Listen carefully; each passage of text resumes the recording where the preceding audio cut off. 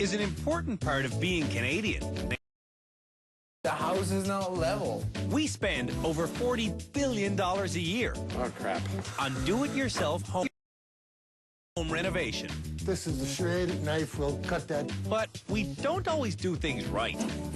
In this 9-part series, we'll learn the identity of Canada's worst handyman by watching our nation's lousiest amateur builders each create the status symbol of northern civility, the shed. Let's face it, it's a Canadian icon. So we're letting Canada's worst handymen each make one of their own. Theirs, though, will be eco-sheds, constructed from reclaimed lumber and environmentally friendly building supply products, made from old car tires, discarded blue jeans, and recycled glass.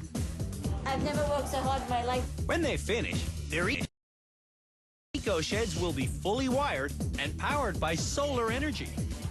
Or should I say, if they finish. This is Canada's worst handyman.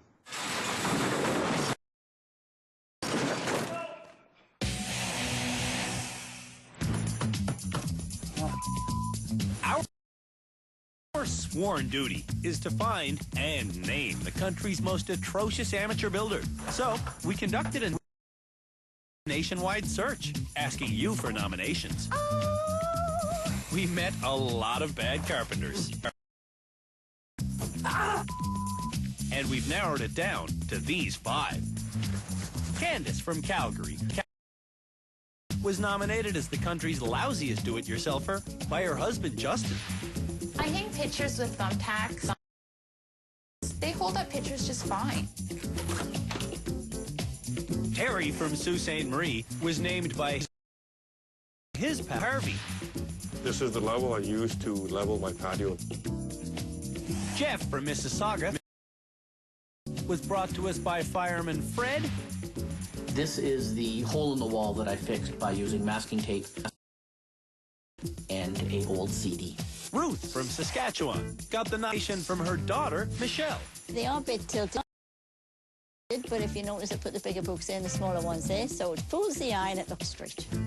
And Jaime was lovingly called Canada's worst handyman by his mother-in-law, Sheila. And this is the baby's room closet door.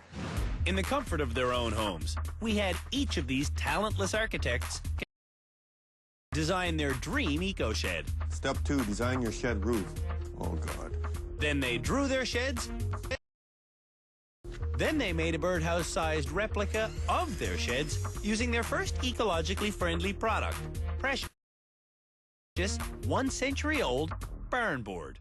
Couldn't have picked any crappier wood. Ruth starts by tilting her head so she can see straight. It's not straight. It looks straight to me. That's not straight. Ruth doesn't think straight. I don't know what I'm going to do. What are you doing? Well, I was going to do that, but anyway. Goggles. I got goggles. When Ruth starts assembling the pieces, she uses huge screws, and she doesn't drill pilot holes. It's breaking the wall. She doesn't watch what she's doing.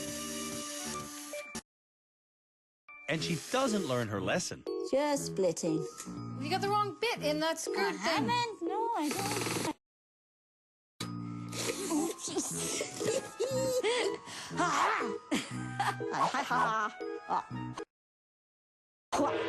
This is a rustic birdhouse. To finish it off, Ruth moves on to the hammer. You're not even hitting it, Mom. Oh, that's another bit off. Well, that's what I wanted, actually. I wanted that bit off. Although this is not an exact replica of my plan, it's very close. When Jaime draws his plan, he does it with his mother-in-law laughing at him. That is an annoying laugh. Just say, I want you to fail. She's always waiting for me to screw up. Or telling him he will screw up. You're gonna cut your finger off. You're gonna run out of wood. It won't work. Whatever. Jaime does stand up for himself, Your comment was just destructive. but it doesn't do much good. I could tell him again what to do right now. Sheila pushes, and Jaime cracks. We're running out of time here. Gotta get it done. Did you split the wood? Yeah. Oh, did you ever split the wood? Sheila constantly gives advice, but It gets hard to accept help from somebody who wants to see you fail. Why do you keep saying that? My birdhouse. I'm pretty proud of it, actually. in Calgary, Look, there's lines on the floor I can kind of go with. Candace makes a scale drawing that's truly surreal. I think I did pretty good for my first time. Everything's a first for Candace. I've never really used a tape measure before. Candace thinks she's a good handyman because she's watched a lot of it on TV. I like watching Homes on Homes, Trading Spaces, Ty Pennington on Extreme Makeover, Designer Guys, Meg Ruffman, How Not to Decorate. Candace is unfamiliar with tools.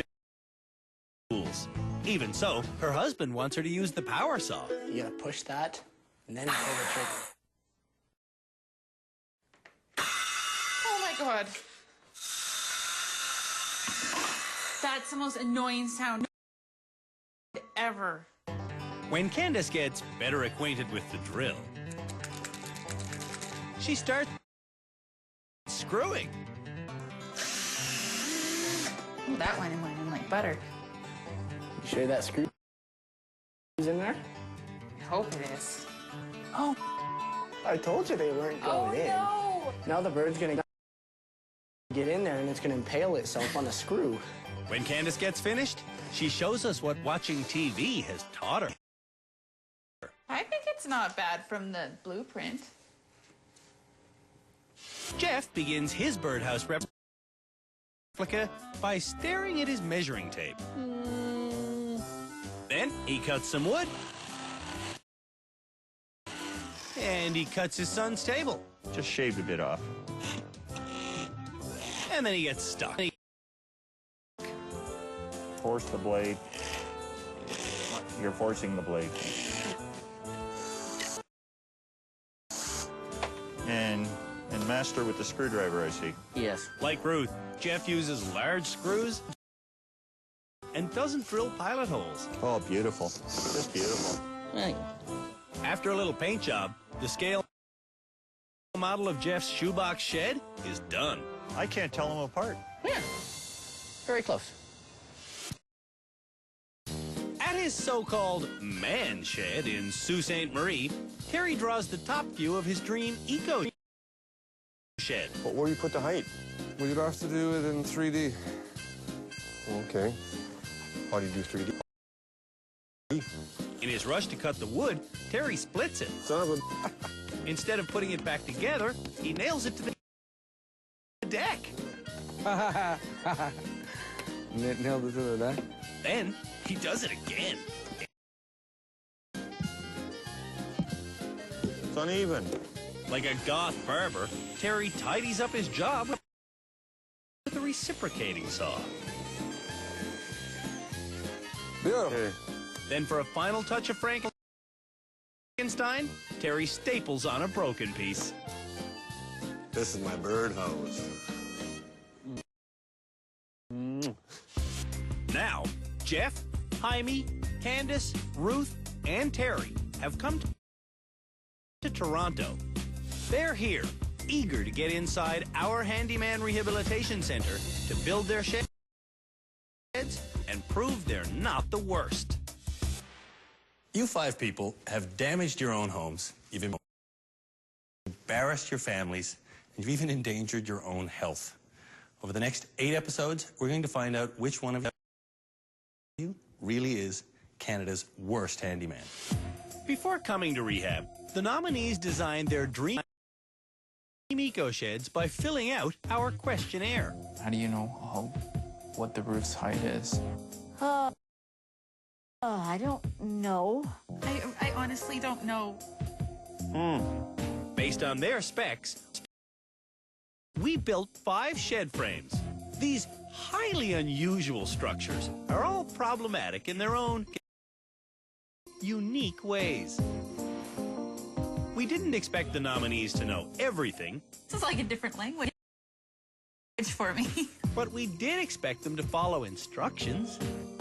Your shed's overall height must not exceed 9 feet 2 inches. That is not an arbitrary number. 9'2" is the height of our workshop door. Terry wants his walls built 12 feet. too tall. Getting all excited here, eh? So, who designed the worst for the frame? Perhaps it's the one of you who asked us to build this.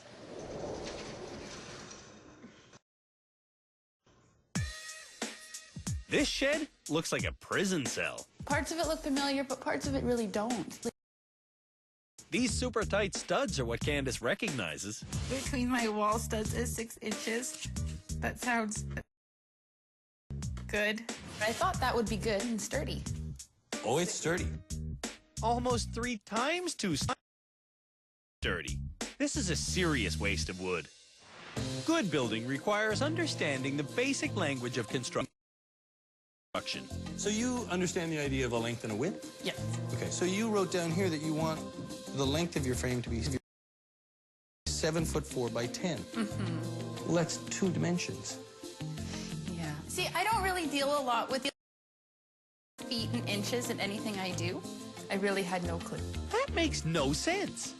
Neither did asking for a 3-foot wide shed. Did you really want 3 feet? I think I'm at 3 inches. We didn't know what she meant. So we made this 7'4" by 10. Candace did get the 8-foot high walls she asked for, and a sloping roof that goes up 3 feet on the high side, making Candace's shed almost 2 feet taller than our height restriction. I've nominated my wife Candace for Canada's worst handyman. I am not Canada's worst handyman because of all the shows I've watched on home renovation. It really kills me to have Candace watch a television show and decide that she's as good or better than anybody on it. Candace even thinks she's a better handyman than Justin, and he's a construction worker. The whole thing's gonna just pop out of the wall again. That was all my work. Every day of my life, I work with tools. I work with my hands. He does sheet metal. Which to Candace means he's a mindless workhorse. I don't mean he's stupid. Well, I'm just saying I'm smarter than him. I'd actually like a little bit more respect. Justin has an ego, and he thinks he knows everything. I'm not the only one with an ego there, little lady. This is my toolbox. I have a splitter, some wire, some little itty-bitty light bulbs. What Candace has in her gift box is basically household junk. That's pretty much it. I have a hammer, but it can't fit in the box. I'm looking forward to sitting back, relaxing, and getting a couple of laughs out of watching Candace. Deep down, he knows that I will do very well, and he's scared of that. Justin gets his first laugh upon seeing his wife's house of studs. Why are you laughing at it? How come you made the studs so close? I wasn't quite sure how far apart they should be, but this actually is pretty good. After the break, we'll look at a much bigger framing problem. Where's the roof?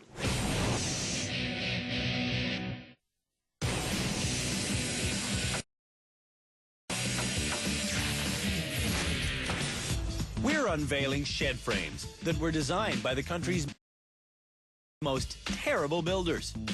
Over the next 15 days, these 5 horrid craftsmen will transform their studs and rafters into state-of-the-art eco-sheds. When they're done, whoever's most deserving will be named Canada's worst handyman. 1, 2, heat.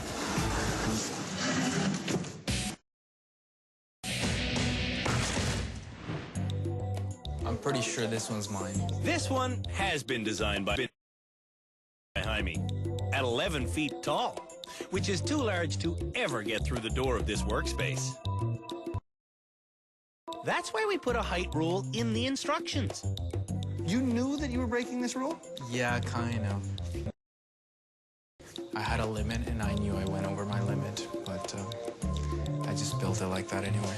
When Jaime designed the height of his eco-shed walls, he changed his mind 3 times because his ever-present mother-in-law, Sheila, intimidates him. Well, what do you laugh like that? You're ridiculing me for no reason. I wouldn't say intimidate. It's the fact that there's a constant looking over the shoulder. And this affects you, makes you nervous. I would say so. I would call that intimidation. I nominated my son-in-law, Jaime Garcia, as Canada's worst handyman. There's no comment from the gallery, so I must be correct. You could forgive Jaime for being intimidated by Sheila. No, you're wrong, Jaime. Sheila is intimidating. No door. My mother-in-law, Sheila, she lives 3 blocks away, and she's always here. Door's not done yet. I don't think there's a door on the closet. Drywalling's not finished. Windows need to be sealed up. Sheila's always criticizing. Land filled around the house. No cupboard doors. A built-in dishwasher, not built in. Trim around the ceramics in the kitchen. Holes in the wall from a shelf fell off. The list goes on and on and on. We've had this house for a little over 3 years, and I've done nothing but handiwork. Jaime works as a web designer, providing for his pregnant wife and 2 children. But that's not manly enough for his mother-in-law. He's a man. He should know some of these things. Jaime's wife, Kendra, He's really oblivious to the obvious. obviously sides with her mother. I do call my mom a lot to come over and help work on projects because I feel confident that she knows what she is doing. Ah, where's your planer? Jaime is clearly not lazy, but tell that to his mother-in-law. Fix these stairs. He's got 2 sons. They're gonna grow up and be lazy like him, not know nothing.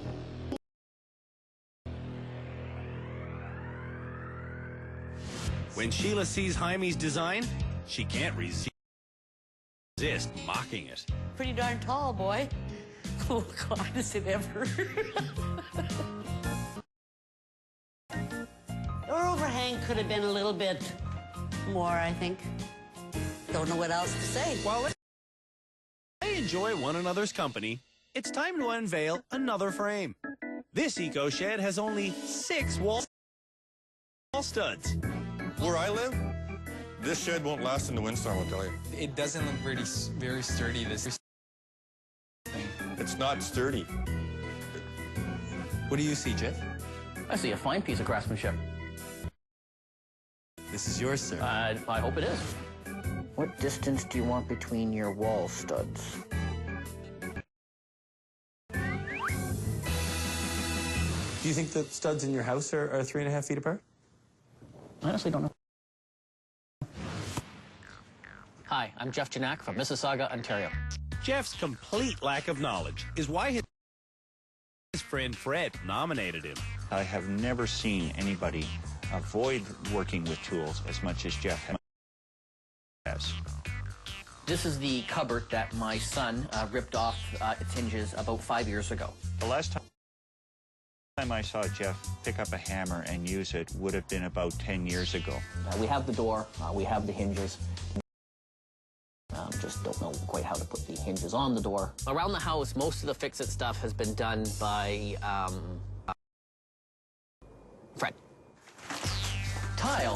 by Fred.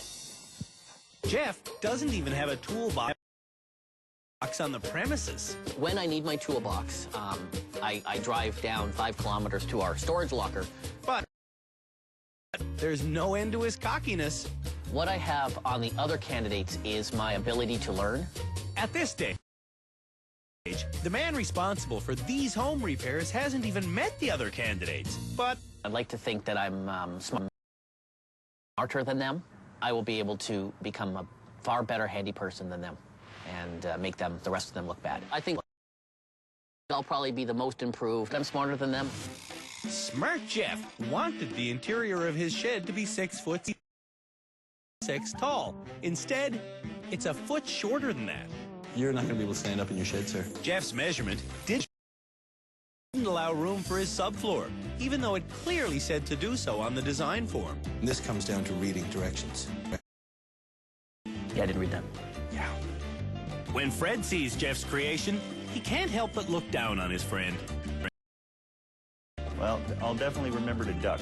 There's only 2 sheds left. That's mine. That's too small. I like this shed. Ruth's tiny shed has a door frame that's 5 foot 1 inch, which is fine, really, because Ruth's hair only makes it to 4 foot 11.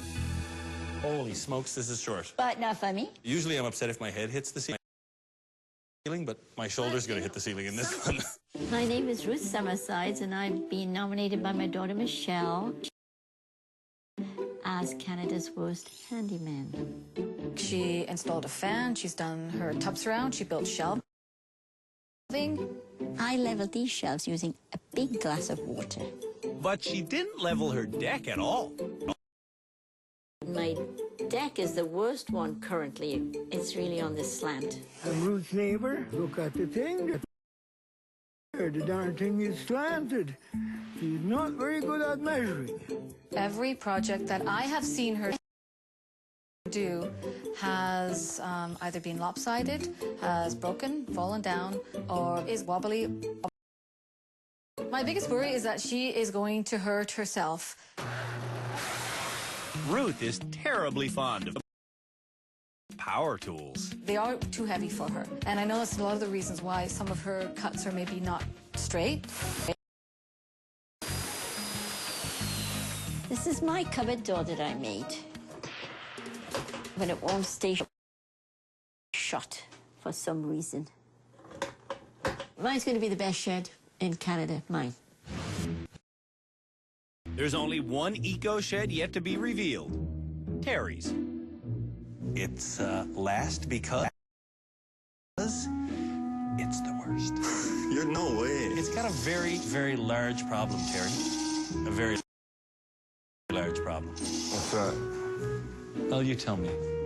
Terry designed his walls almost to our ceiling. That's an awesome shed. It's big, I'll give you that. This is awesome. Man, that'd be great in my backyard. Where's the roof? Where's the roof? Roof, indeed. I told you there was a very big problem. Yeah, no roof. No roof. This is Terry's design plan. Design your shed's roof. You have the option to pick either A, slanted, B, flat, C, peaked. You picked them all. Yeah, I know. We didn't know where to start with your shed. Putting a roof on this barn would be pointless anyways. It's too tall to get through the door of our warehouse. You knew it, too, that you were building it over size. Well, a little bit, yeah. Terry likes his big shed, but he can't keep it. This is just too much shed for one man. We're going to take half of your shed. Of the two halves, this one will be taken apart and rebuilt by us perfectly. And this one, Terry, is yours. You can live with this? Oh, yeah, I can live with this. Terry can live with almost anything. This is the ultimate man shed. And it was built entirely by Terry. Now it's going to be on Canada's Worst Handyman if he did this. Well, he did it wrong. Harvey Houle nominated Terry as Canada's worst handyman because this leaky, drafty, not level man shed has floors for walls.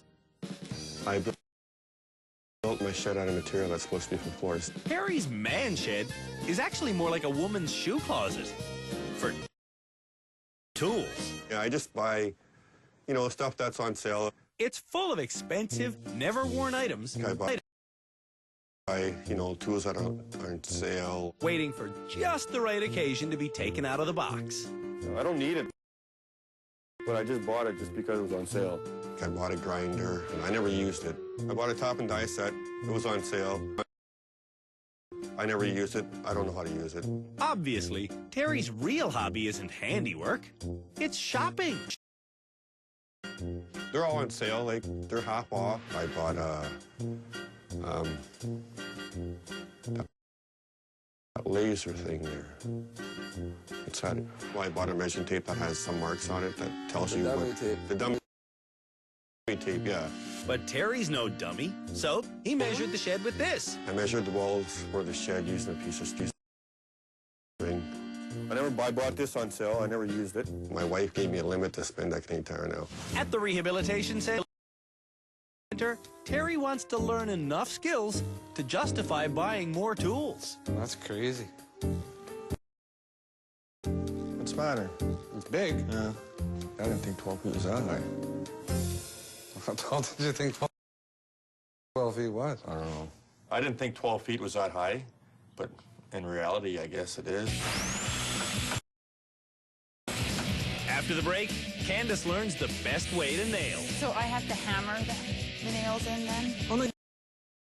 You can drive it in with your thumb if you want.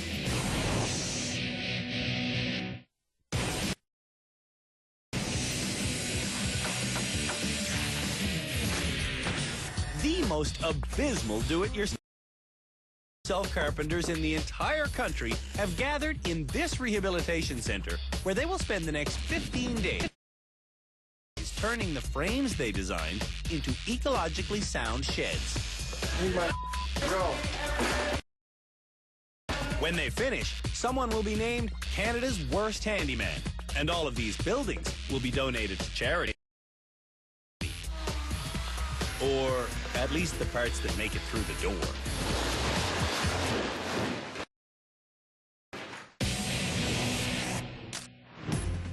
Before we let Canada's worst handymen loose on their eco-shed, we're going to evaluate their skill levels by asking them to cut a 14-foot board into 3 equal lengths. Then they have to screw and nail those 3 boards together. When they're done, it should look just like that. The finished post will be used to support the birdhouses the bad handyman brought from home. You don't have a dummy tape, do you? Terry's first to do the math. 5, 10, 15, that's too much. He does some quick calculations in his head 14 times 2. and marks the board. Close enough. But on second inspection, he changes the mark. That can't be right. Temporarily. 56, maybe? Through trial and error, Terry learns each piece should be 4 foot 8 inches. So he makes 2 quick cuts and attaches the boards together without a hitch. Terry took 12.5 minutes, and except for long division, seemed to know what he was doing. Jeff doesn't know what he's doing. That becomes quite apparent when he stares at the measuring tape for a long time.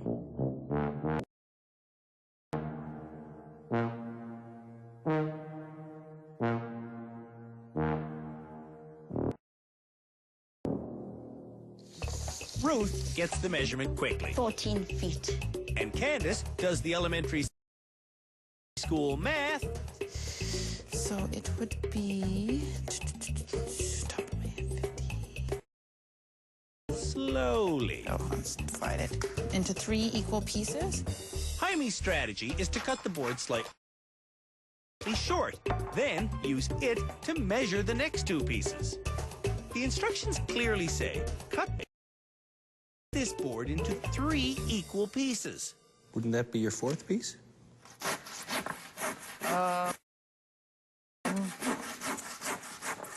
I guess so. Which brings us back to Jeff, who's still staring at his tape measure. I have never in my life seen a man stare at a tape measure for a full minute before.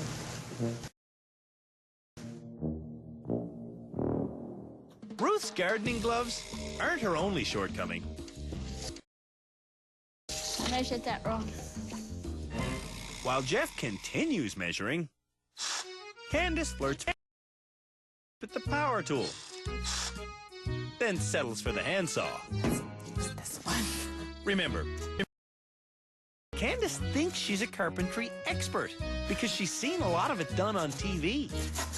We're going to be careful if I do that. So she goes back to the power tool. Oh my God. I don't like this one. Then back to the handsaw. My arm hurts. And then she goes back to the power tool. Yay! I figured it out. Candace hasn't really figured it out.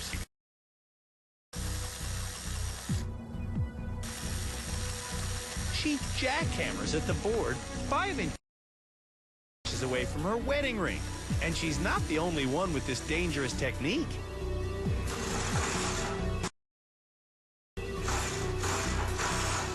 In Ontario alone, over 18,000 people a year go into hospital emergency rooms because of accidents involving power tools. It's easy to see why. Ruth can't get a grip on the bit. Yeah. The drill bit's too small. Eventually, the bit grips her. Ow! Ow! Ow! Reverse it. Tip of the day. Don't wear gardening gloves while screwing. That's a good lesson to learn.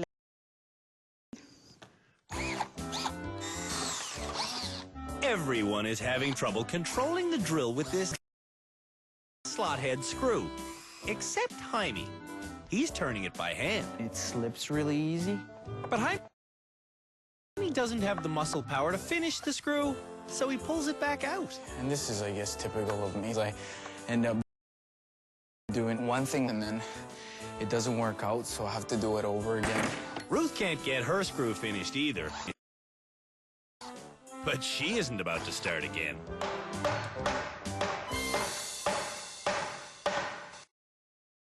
I hate those screws. That screw hates you now, too, I would guess. I don't care. In his entire life, Jeff never learned the fine art of screwing. Oh, sure, he's done it before, but not to anyone's satisfaction. Before meeting us, what's the biggest handyman project you've ever completed? There isn't one.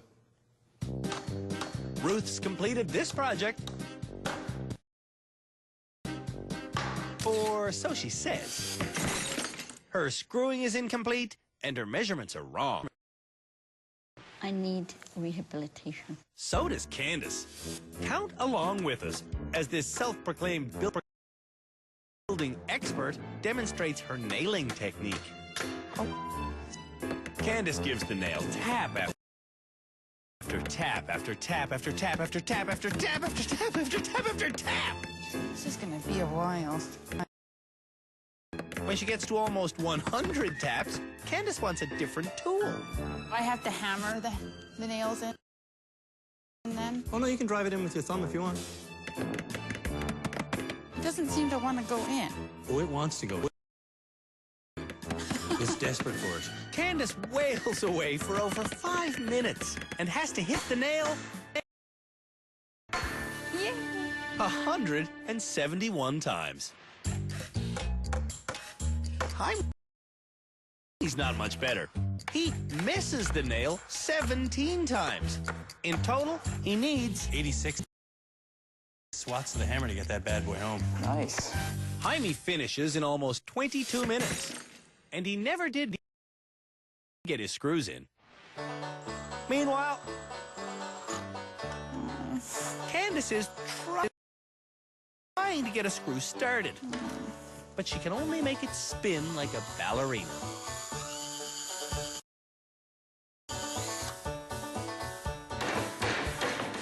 makes a mess of his hammering. He takes 28 minutes to finish, and not a single aspect of this task has been done correctly. When the half-hour time limit runs out for Candace, I think that's about as far as she's going. she's managed to sink no screws. With the posts done, it's time for the bad handymen to mount their birdhouses. Why is that the bottom board so wobbly? The whole thing's wobbly. Oh, Mother, I'm getting out of the way. About as good as your shed. When we come back, Canada's worst handymen get down to building. Is it hitting? No, you missed the wood completely.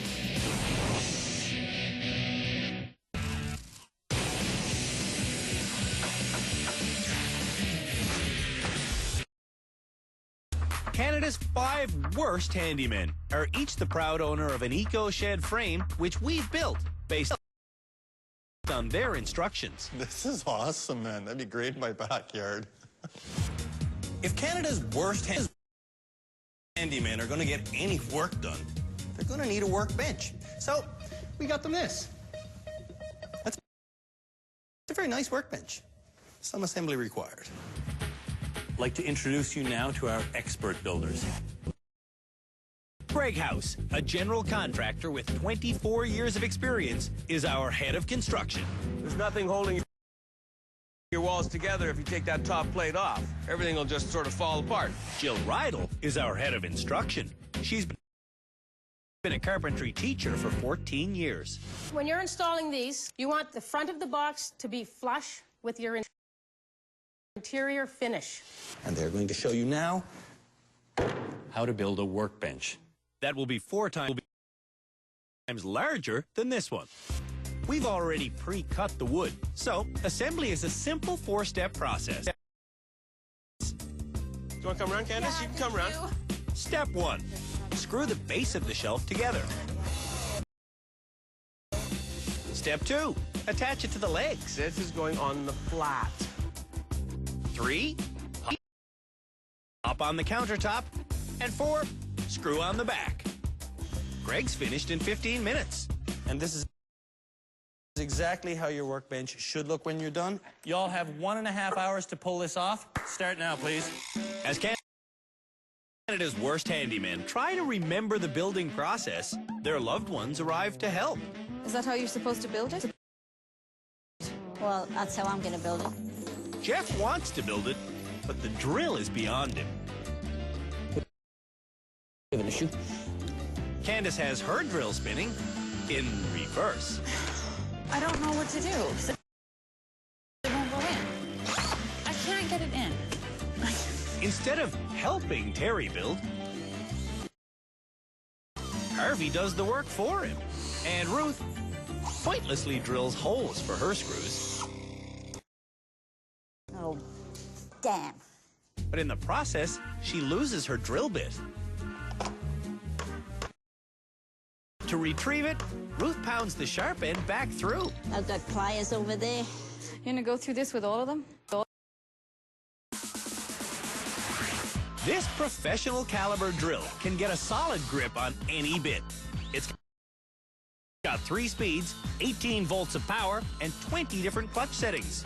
Any mistakes made won't be the fault of the drill. I've got a faulty drill. Jaime listened to our experts, but that's not who his mother-in-law wants him listening to. I tell ya, you better listen. You don't listen. Ruth is still struggling, so we downsize. You want a smaller drill? Yeah, I would love a smaller drill. Oh! Thank you very much. Oh, that's better. Much better. Bravo, Mother. Looks gorgeous. Jeff also can't handle the heavy drill. Put pressure on. But he refuses a lighter one. This will do the job. I'm going to stick with this one for now. I'm going to leave you Junior as well, just because I think you'd benefit from it. Okay. Jaime needs more screws. 2.5, 3, what do you got? Yeah, I think there might be 2.5. Might be what? 2.5. Well, how long is this screw? 3. It's 3? 2.5? I think it's 2.5. Sheila's wrong. You're right. How does that feel, Jaime? I just wanted him to be right. Who was right about the length of the screw? I let him You be did right. not. You Yes, thought I you did. were right. No, I let him This be woman right. must drive you bananas. She must. While Jeff and Candace both struggle with step 2, I can't get this done. Harry screws up step 3. For a clean work surface, he should be screwing the counter on the bottom. Did I miss?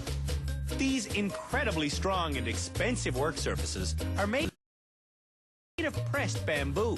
Bamboo. One big sheet costs $400.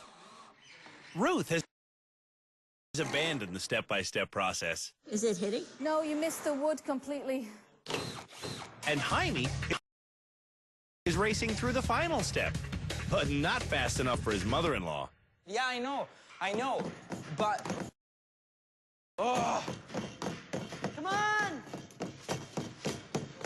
You're crazy, Sheila. Hurry up! Ruth's workbench Whoa, watch yourself. needs work. I don't think you can hammer in a screw. It won't go in. I have to eyeball it. Since Terry's countertop mistake, Harvey's taken over the drill and the job. As a result, Terry's workbench is done in 1 hour and 19 minutes. Jaime is almost finished. She's still complaining. No way. Somehow it's not good enough. I did it.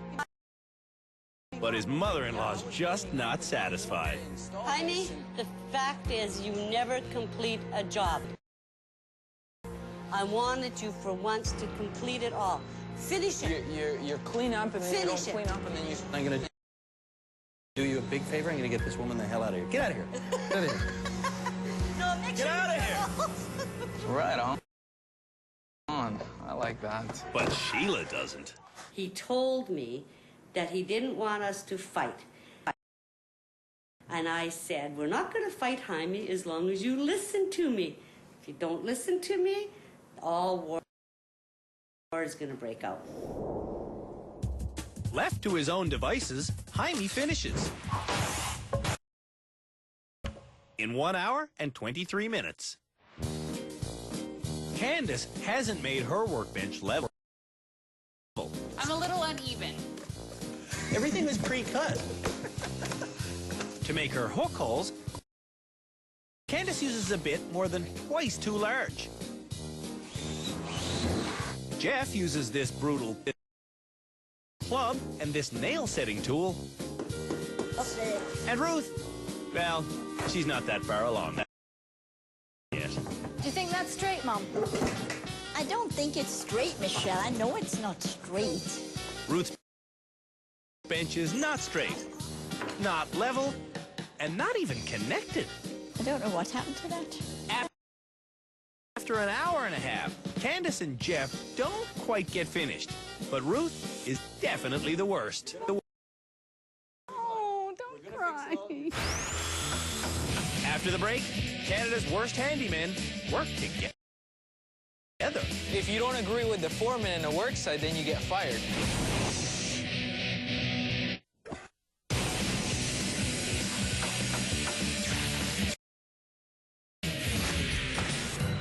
Canada's worst handymen know they're being judged on how well they can build an eco-shed. But they don't know these buildings have already been auctioned off. All of the money is going to go to Habitat for Humanity. And all of the sheds are going to go to the highest bidders in the back of a flatbed truck. Or perhaps in a dumpster. We don't really know.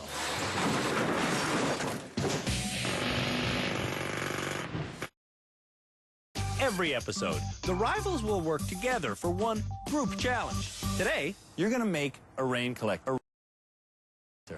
this old warehouse has no working plumbing, and some of the upcoming projects need water. So, our handymen are going to make a rain collector. The collector will be a giant funnel made from plastic piping and these T-connectors. Having the T-connectors pointing down at an angle means more length of hose can be placed this way, acting as structural ribs.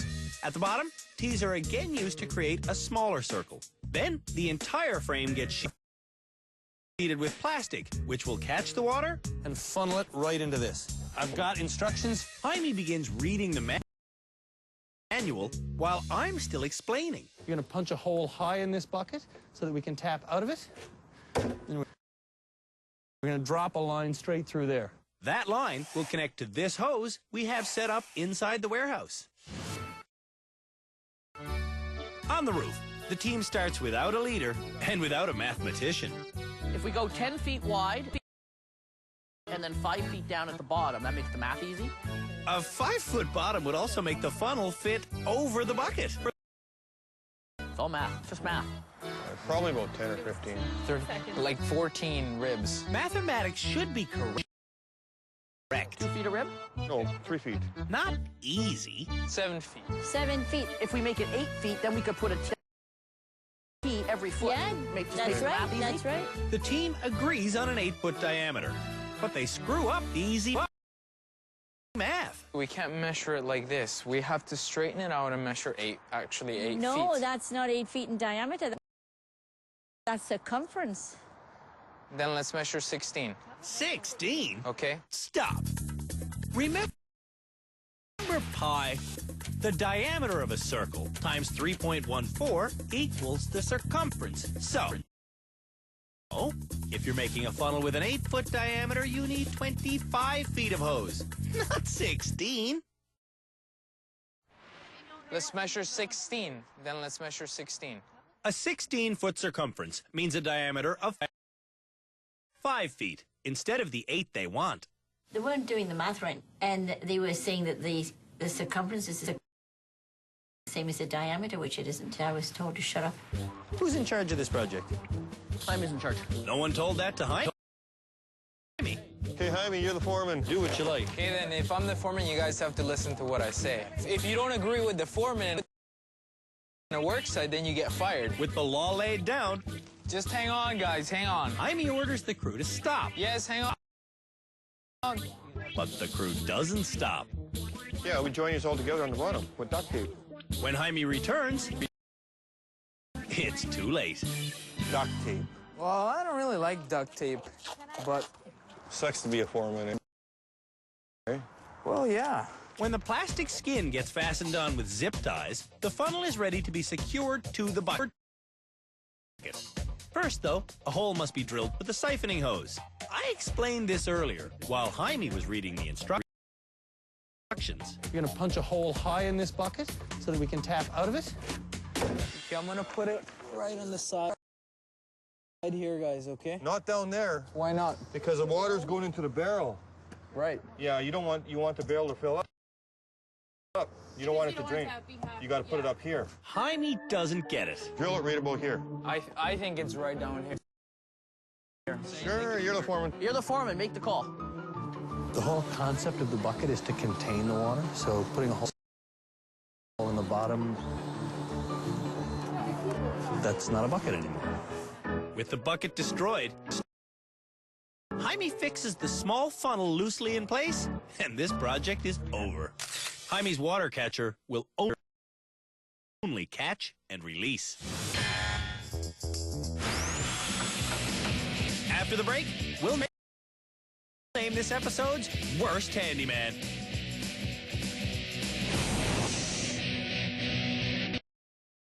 Next week, Canada's Worst Handyman 2 continues. I want to know how we're gonna fix it. Bad doesn't begin to describe them. I don't know how to work that. I haven't a clue. Oh, Mommy, you're not doing that right. If you try to hammer home a point, I actually gave several extra hammer strikes. they'll just cut corners. Is it supposed to make that noise?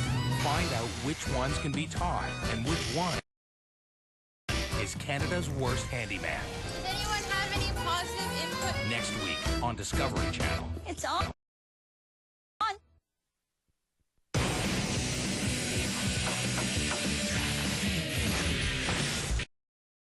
It's time for the experts and I to make a final inspection of the workbenches and sheds created by the nominees for Canada's worst handyman. It's way overbuilt. This ain't going nowhere.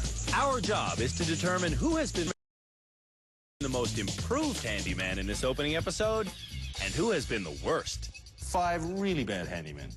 Yeah. First smell, which one's worst? Jaime. Candace at the bottom, Terry at the top, the rest in between. For my money, the worst is either Candace or Terry. Candace because everything she did was wrong. Terry because he so colossally screwed up the shed in design.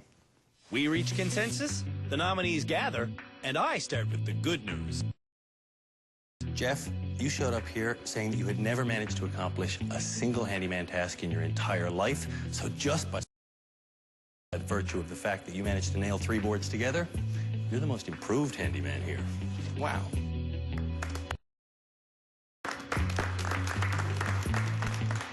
And with that comes the responsibility of wearing that tool belt, which represents the foreman in the group challenge. You're it next time. They're going to be doing your bidding. Now, it's time to name the worst.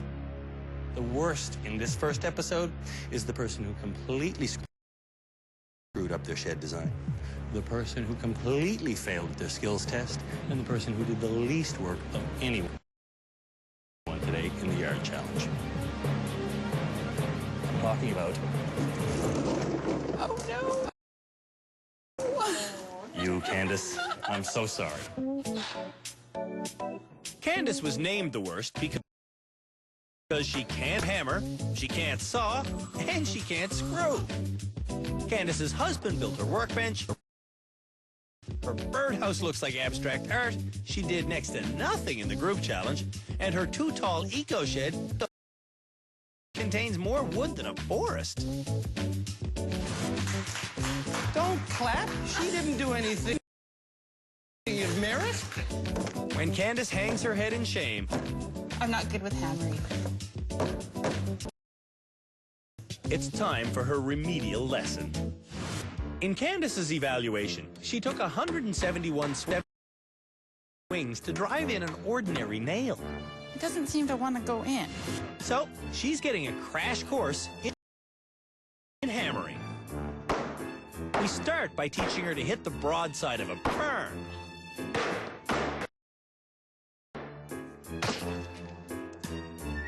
There. After the sledgehammer, this ugly weapon seems light.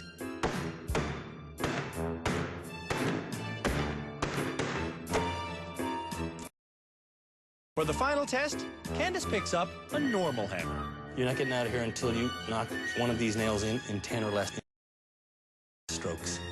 1, 2. Oh, does it count if I miss it? Absolutely. 3, 4, 5. Oh. As time wears on, it becomes apparent 10 strokes or less is too ambitious. I have horrible aim.